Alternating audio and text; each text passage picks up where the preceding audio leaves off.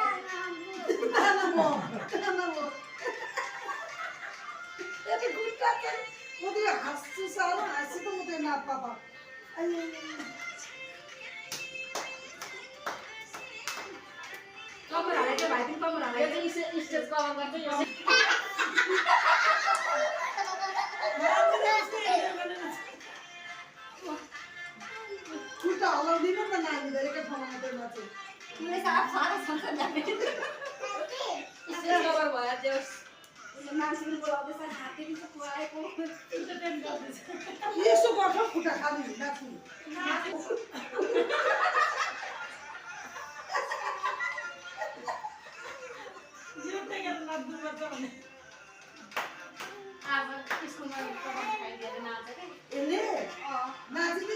स्कुलमा नाच्यो सानी कसरी नाच्यो कति नाचेको